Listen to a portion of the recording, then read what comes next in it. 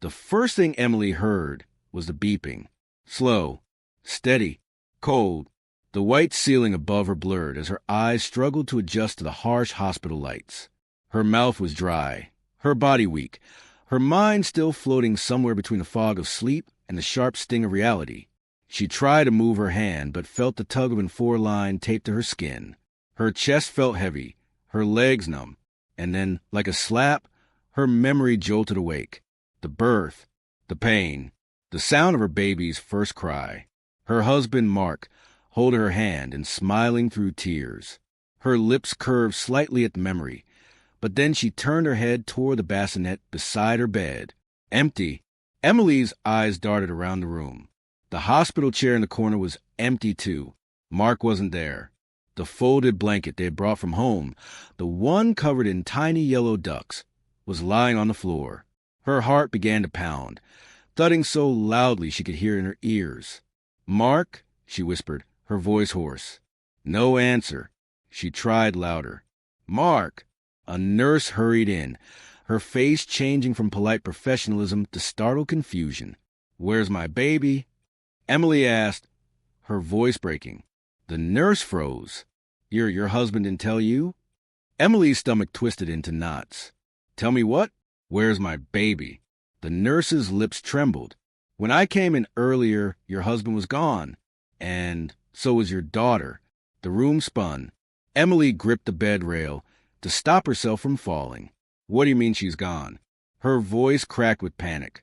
The nurse opened her mouth to answer, but the sudden sound of hurried footsteps in the hall made them both turn. 2 security guards rushed past the door, speaking urgently into their radios. The words "Code Pink" echoed through the hospital intercom, a child abduction alert.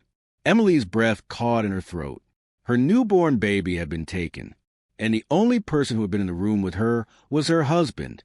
2 days earlier, Emily Hart was sitting in their small, sunlit kitchen, her swollen belly pressing against the edge of the table as she tried to finish her tea before it went cold. Mark was pacing back and forth, pretending to look for his car keys, but Emily could see the nervous energy in his hands. He wasn't just restless, he was on edge. "Babe, stop pacing." "You're making me dizzy," she said with a small laugh. I can't believe it's happening today," Mark said, running a hand through his hair. "Our baby's coming." They had been together for 4 years, married for 2, and Emily had always imagined the day they would become parents as one filled with excitement and love. And in many ways it was. But there had been a tension between them in the last few months. Quiet arguments about money, Mark disappearing for hours without explanation, late-night phone calls he always stepped outside to answer. Still, Emily wanted to believe it was just the stress of impending fatherhood. By the afternoon, her contractions had started. They were slow at first, giving her moments to catch her breath, but soon they came like crashing waves. Mark drove them to St. Joseph's Hospital, gripping the steering wheel so tightly his knuckles turned white. Inside the delivery room, Emily focused on breathing through the pain. Mark held her hand, telling her she was strong, that she could do it, but his eyes kept flicking toward the door. She tried to ignore it. Hours later, with the help of the nurses and doctors, Emily gave birth to a beautiful baby girl. She cried the moment she entered the world, her tiny fingers curling around Emily's trembling hand. Emily looked up at Mark, expecting him to be smiling down at their daughter with love. Instead, there was something else in his eyes, something she couldn't name in that moment. Exhaustion took over quickly. She remembered Mark, saying he would hold the baby while she rested. She remembered the warmth of her newborn leaving her arms. And then darkness. When she woke, her whole world had changed. The nurse on duty during the night shift swore. She had seen Mark walk out of maternity ward at around 4 a.m., carrying the baby wrapped in a yellow duck blanket. She assumed he was taking the baby for a walk around the ward to calm her. No one stopped him. No one asked questions. It wasn't until Emily woke up hours later that anyone realized something was wrong. Hospital security was immediately alerted, and police were called in. Officers rushed to review the security footage, but when they reached the camera outside the maternity wing, the feed was blank. The wires had been cut. Emily sat in the hospital bed, her hands gripping the sides so hard her nails dug into the metal. Detective Laura Simmons, the lead investigator, stepped into the room. She was tall, with sharp eyes that seemed to notice everything at once. She pulled up a chair beside Emily's bed. "Mrs. Hart, I need to ask you some questions about your husband." Emily's lips trembled. Mark wouldn't do this. He wouldn't. Detective Simmons held her gaze. "Then we need to figure out who would. And right now, your husband is the only person seen leaving this room with your child." Emily felt the blood drain from her face. She thought she knew her husband. She thought she could trust him. But the truth was, there were things about Mark she didn't know. And if Detective Simmons was right, those secrets might be the key to finding her baby. The hospital lobby was in chaos. Nurses hurried past with clipboards. Security guards spoke into radios, and a crowd of visitors pressed against a reception desk, whispering about the code pink. Detective Laura Simmons moved quickly, her notepad in hand. She had handled missing child cases before, but this one had an edge that made her stomach knot. Because the primary suspect wasn't a stranger. It was a baby's own father. She stepped into the small family waiting area outside the maternity ward, where Emily sat curled on the couch, wrapped in a hospital blanket. Her hair was tangled, her eyes red from crying. "Emily," Simmons said softly, taking a seat beside her, "I know this is hard, but every detail matters right now. When was the last time you saw Mark before you woke up?" Emily rubbed her temples. "It was after I gave birth. He was holding her. I remember him saying something like, 'I'll keep her safe.'" Her voice broke. "I thought he meant safe from the world, not from him. Did he say where he might go? Did he have family nearby?" Emily shook her head. "His parents are in another state. He doesn't have many friends here. She trailed off. "Just what?" Simmons pressed. "There's this guy, Alan. They've been talking a lot lately. Mark never said what it was about. Every time I asked, he'd change the subject." Simmons jotted the name down. "Do you know Alan's last name?" "No, but Mark mentioned meeting him in some place called the Freight Yard. I think it's a warehouse by the docks." The detective's eyes narrowed. "That's not exactly the kind of place you take a newborn." In the security office, Officer Daniels rewound the CCTV footage. Most of the cameras inside the hospital were intact, except for the one covering the main maternity exit. The exact one Mark would have used. The wires were indeed cut. Whoever did it knew exactly where to disable them. They did find something, though. A blurry shot from the parking lot camera at 4:07 a.m. A man, likely Mark, was walking toward a silver sedan, carrying something in his arms. Simmons leaned closer to the monitor. "Can you enhance that?" Daniels nodded, tapping on the keyboard. The image cleared just enough to show a faint outline of a yellow duck blanket around what was clearly a small bundle. Emily's daughter. By noon, the case had already reached the local news. Reporters stood outside the hospital entrance, their microphones ready. Headlines flashed across TV screens. "Newborn abducted from hospital." Father sought for questioning. Emily sat in her hospital bed, watching the broadcast with trembling hands. Her phone buzzed with texts from friends and family, some offering support, others asking if it was true. Simmons stepped in again, this time with a folder in hand. "We traced the sedan's plates. The car is registered to a rental company. Mark rented it yesterday morning under a fake name." Emily's chest tightened. "Why would he do that?" "That's what we need to find out. We put out an APB on the vehicle. State police are on alert." Before Emily could respond, Simmons' phone rang. She stepped aside to answer, her voice low but urgent. After a moment, she returned with a grim look. "We just got a hit on the rental car," she said. "It was found abandoned by the docks. No sign of your husband." Emily's breath caught.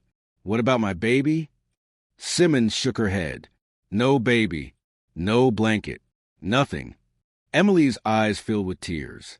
But before the despair could settle, Simmons added, "There's one more thing. The car was found with child's car seat in the back. Brand new. And the straps were cut clean through." Emily stared at her, horror creeping up her spine. "Cut? Why?" That's what we're going to find out, Simmons said, her tone sharp. And I think this Allen person might have the answers. She closed her notebook with a snap. We're going to the freight yard. But what Simmons and her team would find there would change the direction of the case entirely. The freight yard was nothing like the hospital's clean white halls. It was a stretch of rusting warehouses, cracked pavement, and the faint stench of oil that seemed to hang in the damp morning air. Large shipping containers were stacked like giant building blocks, creating narrow alleys where shadows swallowed the light. Detective Laura Simmons stepped out of her unmarked sedan, her boots crunching on gravel. 2 patrol cars had already arrived, their flashing lights cutting across the gray sky. Officer Daniels met her at the entrance to Warehouse 4. "We spoke to a night guard," he said. "He says he saw a man matching Markhart's description coming around 5 a.m. with another guy, likely this Allen. No baby in sight." Simmons frowned. So either the baby wasn't with them, or she was hidden. They pushed through the heavy, sliding door. Inside, the warehouse was dim, lit only by a few overhead bulbs that flickered now and then. Piles of wooden pallets leaned against the walls, and old crates marked with foreign shipping labels sat gathering dust. Near the center of the room was a folding table littered with cigarette butts, 2 half-empty coffee cups, an ashtray overflowing with coins, receipts, and crumpled paper. Simmons pulled on gloves and began sifting through the mess. One receipt caught her attention. It was from a 24-hour diner 2 streets over, time-stamped just 40 minutes ago. Scribbled across the back in messy handwriting were the words, "Tuesday 9 a.m., drop confirmed." She glanced at Daniels. "What day is it?" "Tuesday," he replied, already reaching for his radio. At the far end of the warehouse, Officer Perez called out, "Detective, over here." Simmons hurried over. Perez was standing beside a large duffel bag, unzipped and partially spilling its contents. A few baby clothes, a package of newborn diapers, and a bottle of formula. The brand was the same one Emily had brought to the hospital, but there was something else. Beneath the clothes was a small, square photograph. Simmons pulled it out carefully. It showed Mark holding a baby, not in a hospital, but in what looked like a stranger's living room. The unsettling part? The photo was old. The furniture, the styled clothes. It was easily 10 years back. And the baby in that photo was not Emily's. Simmons' mind began to turn. Why would Mark have an old photo of himself with another baby? Was it his? Had there been another woman? Or was this baby connected to the drop mentioned on the receipt? Before she could dig deeper, the sound of footsteps echoed from the upper level of the warehouse. She glanced up toward the rusted metal staircase just in time to see a figure bolt. "Police! Stop!" she shouted, charging after him. The man, mid-30s, wearing a stained hoodie, scrambled down the back stairs and headed for the rear exit. Simmons and Perez were right on his heels. They burst into the alley, the man slipping on gravel before regaining his balance. Daniels cut him off from the other side, tackling him to the ground. The man cursed and kicked, but soon found himself in handcuffs. When Simmons crouched beside him, her voice was ice. "You're Allen, right?" The man's jaw tightened. "Never heard of him." She held up the photo. "Funny, because this was in your hideout. And I think you know exactly where Emily Hart's baby is." Allen's eyes flickered for the briefest moment. Fear, recognition, something she could use. But he clamped his mouth shut. Simmons sighed. "That's fine. You don't want to talk here? We'll take you to the station. You'll have all the time in the world there." As officers dragged him toward the patrol car, Simmons' gut churned. Allen knew something. He was involved. But whether he was working with Mark or against him was still unclear. Back at the hospital, Emily sat staring at the wall, clutching the yellow duck blanket the officers had found stuffed inside the duffel bag. Her mind kept replaying the moment she first saw her baby. Her tiny face, her warm weight, and the horror of waking up without her. When Simmons returned, Emily searched her face for good news. But all Simmons said was, "We found a man who may know where your daughter is. But he's not talking yet. And Emily, I think this goes deeper than just Mark." Emily's hands trembled. "Deeper? What do you mean?" Simmons hesitated, then pulled the photograph from her coat pocket. "Do you recognize this?" Emily stared at the image, and her eyes widened with shock, because the baby in the picture looked exactly like her daughter. The interrogation room was small, with a table bolted to the floor and a faint hum from the ceiling light. Alan sat with his hands cuffed, slouched in the metal chair, staring at the wall like he'd already decided he wouldn't say a word. Detective Simmons leaned forward, sliding the old photograph across the table. "This is you, isn't it?" Alan's eyes flickered but stayed fixed on the wall. She continued, "The man holding that baby is Markhart. The baby in the photo looks almost identical to Emily's daughter. Same eyes, same hair. You expect me to believe that's a coincidence?" Alan shifted in his chair, the chain of the cuffs rattling. "I don't know what you're talking about." Simmons' voice hardened. "We can connect you to the warehouse where this was found. We can connect you to the car seat with cut straps. And we can place you at the docks with Mark this morning. So here's how this is going to go. You start talking, or I'll make sure every charge we can find lands on you." Alan finally looked at her. "You don't know what you're in the middle of, lady." Simmons raised an eyebrow. "Then educate me." Alan leaned forward slightly, his voice low. "Marco's people. Dangerous people. He took something from them a long time ago, something they've been waiting to get back. And now they have what they want." Simmons narrowed her eyes. "Are you saying the baby is leverage?" Alan looked away. "I didn't say that." Meanwhile, at the hospital, Emily sat in her room, still clutching the yellow duck blanket. The nurse had tried to get her to eat, but she couldn't bring herself to swallow anything. Her mind kept returning to the photograph Simmons had shown her. The resemblance between the baby in the picture and her daughter wasn't just striking, it was eerie. But Emily knew one thing for sure. She had never seen that picture before. Her thoughts drifted back to moments with Mark before the pregnancy. There had been times he seemed distracted, even distant, as if something weighed on him. She'd assumed it was work stress, but now she wondered if it had been this. Simmons left the interrogation room and met Daniels in the hallway. "He's not giving us much, but he slipped. This isn't just a domestic abduction. There's history here." Daniels frowned. "History how?" "I think Mark's past is tied to people who want something more than just revenge. And if Alan's telling the truth, the baby is part of it." They were interrupted by the sound of Simmons' phone buzzing. She answered, and her face changed instantly. It was a patrol unit that had been canvassing near the docks. A witness had come forward, a homeless man who slept in the alleys. He claimed he'd seen Mark early that morning, not alone but with a woman. She was holding the baby while Mark loaded something heavy into the trunk of another car. When the witness was shown a photo lineup, he pointed to one woman without hesitation. Her name was Lydia Cross, and she had a criminal record, a long one, mostly involving trafficking. By late afternoon, Simmons had Lydia's file spread across her desk. The charges were ugly: illegal adoptions, forged documents, smuggling infants out of state.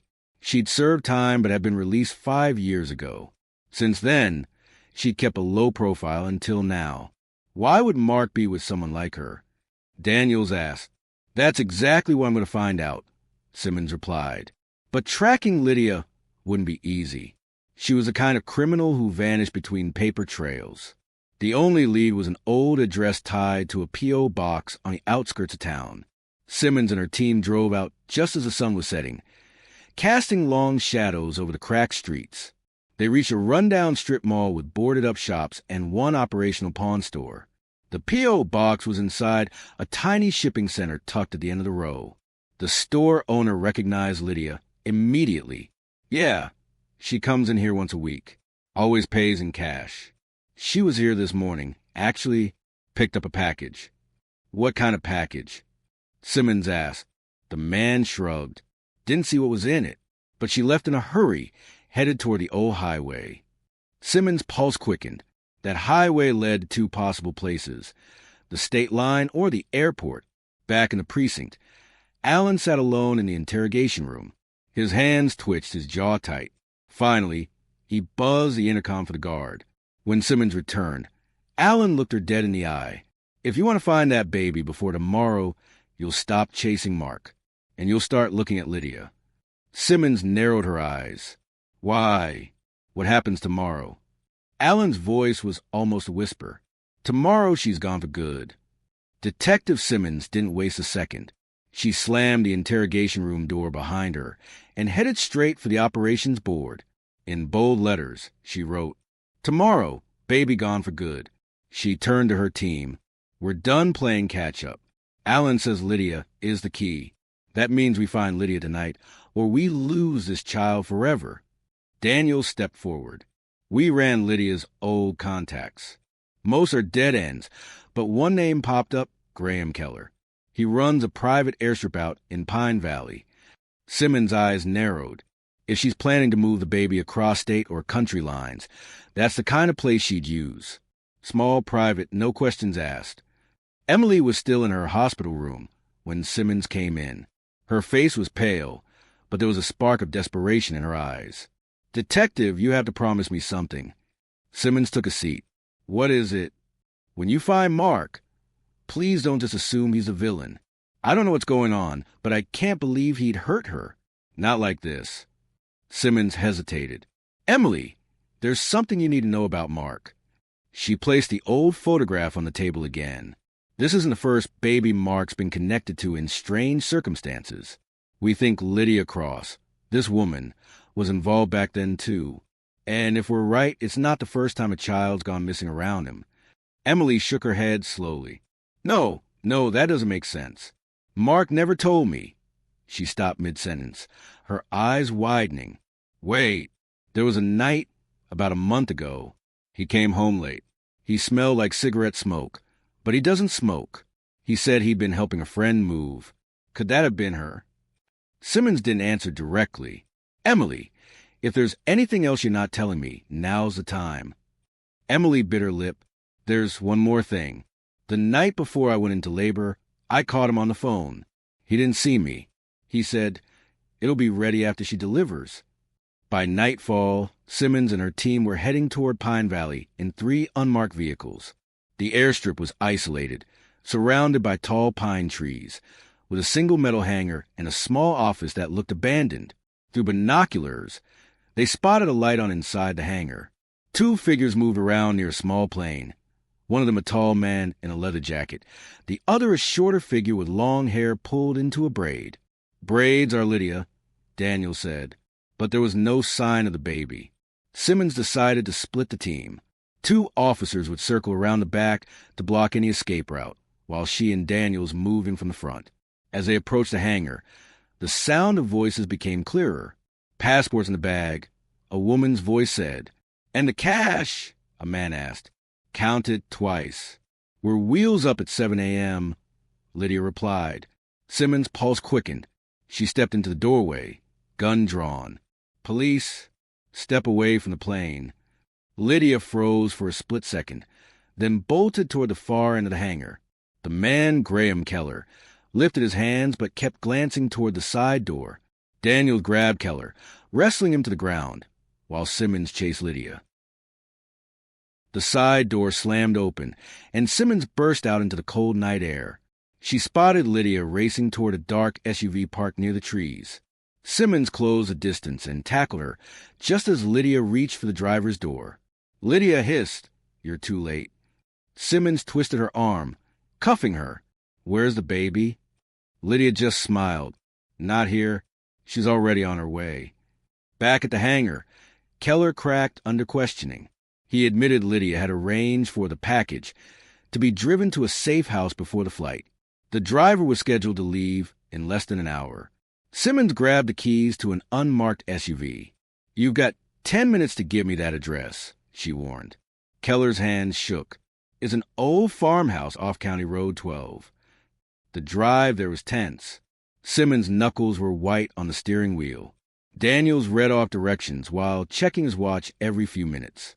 When they finally turned onto County Road 12, the farmhouse came into view, a weathered building with peeling paint and a single porch light glowing. Simmons killed the engine and motioned for silence. They approached the front door slowly, hearing faint footsteps inside. She knocked once, then kicked the door open. A man was standing in the middle of the room, Mark Hart. In his arms was the baby.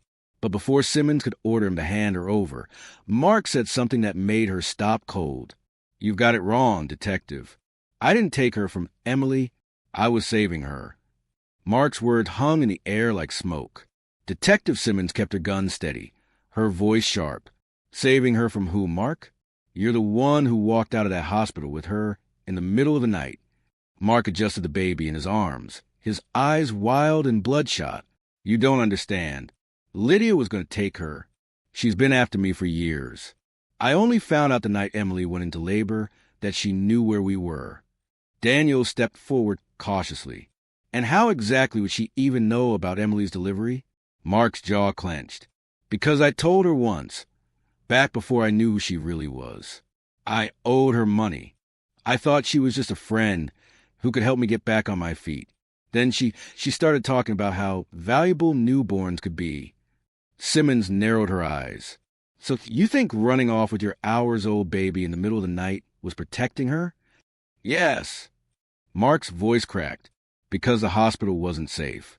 She had someone on the inside, someone who could walk in and take the baby while Emily was asleep. I had to get her out before that happened."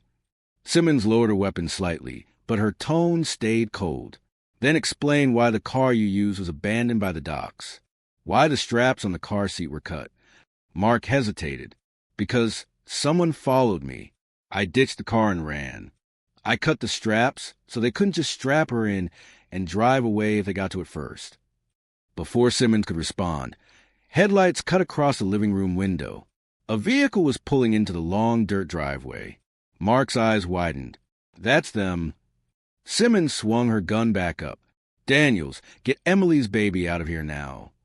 Daniels took the child from Mark as Simmons moved toward the front door, peering out through the thin curtains. A black SUV had stopped halfway up the drive. The engine was still running, and two silhouettes were inside. Then, without warning, the SUV's headlights went dark. Simmons' gut clenched. "They're coming in on foot." The next moments blurred into rapid motion. Daniel slipped out the back with the baby, heading toward the tree line. Mark crouched near the front window, muttering under his breath, "She won't stop until she has her." The first figure appeared, a man in dark clothes, moving low and fast toward the porch. Simmons met him at the door, her badge flashing as she shouted, "Police? Drop it." The man froze for half a second before bolting. Simmons chased him into the yard, her boots pounding on the dried dirt. The second figure, the driver, jumped out of the SUV, but was immediately met by backup units Simmons had called en route. Within minutes, both were in custody. When Simmons returned inside, Daniels was back, breathing hard but smiling faintly. "Baby's safe. Emily's on her way here under escort." Mark collapsed onto the couch, burying his face in his hands. "I never wanted this for her, for either of them. But Lydia, she's like a shadow. No matter where I go, she finds me." Simmons sat across from him. "Then you're going to help me make sure she never finds anyone else's child again." Mark looked up, defeat and determination mixing in his eyes. "I'll tell you everything. Names, places, deals, everything I know." Back at the precinct, Lydia sat in an interrogation room, a smirk on her face. When Simmons entered, she didn't even flinch. "You think you've won," Lydia said, her voice low. "But I've been doing this a long time. I don't need that one baby. There are always others." Simmons leaned in, her tone icy. "Not anymore, because your little network, it's about to burn to the ground." But as Simmons left the room, Daniels caught up to her, holding a phone. "We just pulled messages from Lydia's burner. She wasn't working alone, and her partner is still out there." Simmons stopped cold. "Partner?" Daniels nodded grimly. "And the last message says, Plan B if the girl slips through." Simmons didn't have to ask what that meant. Emily and the baby still weren't safe. The clock on the precinct wall read 11:47 p.m. Detective Simmons didn't need the time to remind her how little she had left. Alan's warning about tomorrow still echoed in her mind. If Lydia's partner was still active, the baby wasn't just in danger. Emily was too. Simmons gathered her team in the operations room. On the whiteboard, she circled the words from Lydia's burner phone. Plan B if the girl slips through. She turned to Daniels. What do we know about this partner? Not much. The messages came from another burner. One we're still trying to ping. But there's a clue. Lydia mentioned meeting someone in the garden in 3 separate texts. Simmons frowned. The garden could be anything. Public park, code name for a safe house. Already cross-referenced. Daniels interrupted. The only match is a property called Rosewood Gardens. Abandoned motel 10 miles south. By midnight, Simmons was behind the wheel of an unmarked SUV. Emily riding in the back seat with her baby, flanked by 2 officers. The plan was to move them to a secure safe house until Lydia's partner was caught. Emily's voice trembled. Detective, do you think this person will actually try again? Simmons glanced at her in the rear-view mirror. If Lydia's messages are anything to go by, yes. That's why we're not taking chances. But halfway to the safe house, Simmons' phone buzzed. It was Daniels, his voice sharp. Detective, you need to hear this. That property, Rosewood Gardens, is not abandoned. Neighbors reported lights on the past 2 nights. And get this, a silver sedan was spotted there earlier. Same rental company Mark used. Simmons' grip tightened on the wheel. They've been watching us. She made a split-second decision, veering off the planned route. Change of plans. We're going to Rosewood Gardens now. Emily's eyes widened. Why? Shouldn't we? Emily, Simmons said firmly, if this is where they're staging Plan B, we can't leave it unchecked. You'll stay in the car with the officers. I'll go in. Rosewood Gardens loomed like something from a ghost story. The once pink paint was faded and peeling, the neon vacancy sign hanging by a single bolt. The parking lot was cracked, weeds sprouting through the asphalt. Simmons and 2 officers moved in silently, their flashlights off. A faint glow came from room 6, the curtains drawn tight. From inside, voices murmured. One was low and male, the other higher but sharp, giving instructions. When she's alone, don't spook her. Take the baby first. Simmons' pulse quickened. She signaled the officers into position, then kicked the door open. The scene inside was tense and fast. 2 men, one near the bed with a duffel bag, the other standing by the window, his hand on a handgun. Police, drop it. Simmons barked. The man by the window bolted for the bathroom, slamming the door. The other froze, his hands going up slowly. On the bed, Simmons saw a folded blanket, yellow with tiny ducks. Her blood ran cold. Where did you get that? She demanded. The man hesitated. It's a spare. For when? He didn't finish, because Simmons had him cuffed before he could blink. Daniels arrived minutes later, having followed their location.